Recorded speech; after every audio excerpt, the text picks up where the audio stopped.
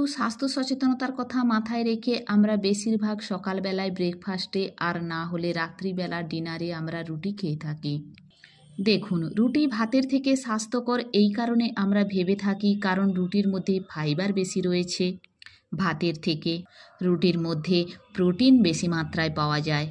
এছাড়া রুটির মধ্যে যে কার্বোহাইড্রেট আমরা পেয়ে থাকি সেটি হলো কমপ্লেক্স কার্বোহাইড্রেট।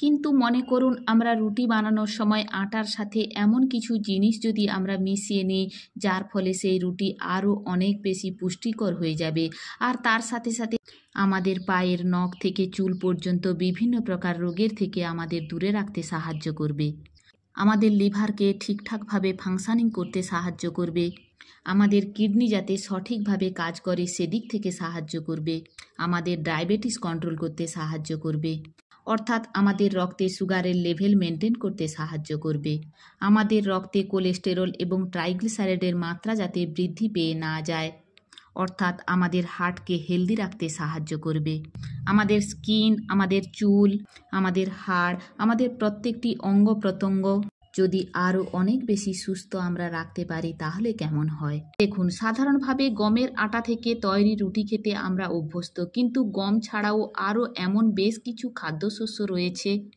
যে খাদ্যশস্য থেকে তৈরি আটা দিয়ে আমরা রুটি বানিয়ে খেতে পারি এবং সেই সমস্ত রুটি গমের আটার থেকে তৈরি রুটির থেকে অনেক বেশি পুষ্টিকর। কিন্তু সেই সমস্ত দানাশস্য ইন্ডিয়া এবং বাংলাদেশের সমস্ত জায়গাতে তেমন সহজলভ্য নয়। ঠিক তেমনি শুধুমাত্র সেই সমস্ত দানাশস্য থেকে তৈরি আটা দিয়ে তৈরি রুটি বানিয়ে আমরা খাই, সেই রুটির স্বাদ আমাদের সকলের পছন্দ নাও হতে পারে।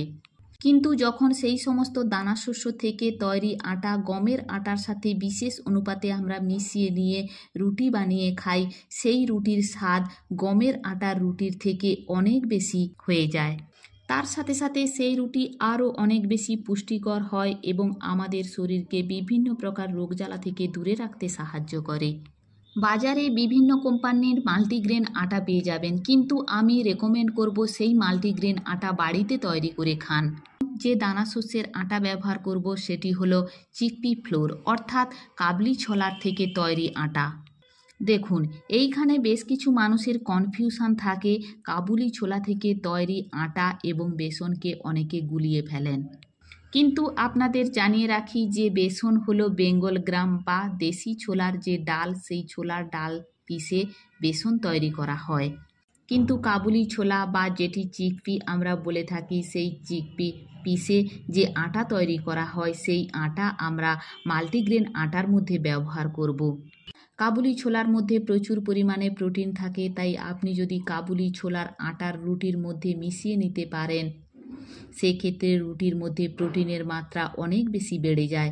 তার সাথে সাথে কাবুলি ছোলার আটার মধ্যে ফাইবার থাকে ভরপুর মাত্রাতে, আর ফাইবারের মাত্রা ভরপুর থাকার জন্য আমাদের ব্লাড সুগারের লেভেলকে আমরা নিয়ন্ত্রণ করতে পারি। আমাদের রক্ত থেকে কোলেস্টেরল এবং ট্রাইগ্লিসারাইড খুব সহজেই কমে যায়, আমাদের হজম ক্ষমতা বৃদ্ধি পায়। যে সমস্ত মানুষ কনস্টিপেশন বা কোষ্ঠকাঠিন্যের সমস্যায় ভুগছেন সে সমস্ত মানুষদের কোষ্ঠকাঠিন্যের সমস্যা ধীরে ধীরে কমে আসে এবং এর মধ্যে পাওয়া যায় প্রচুর পরিমাণে আয়রন।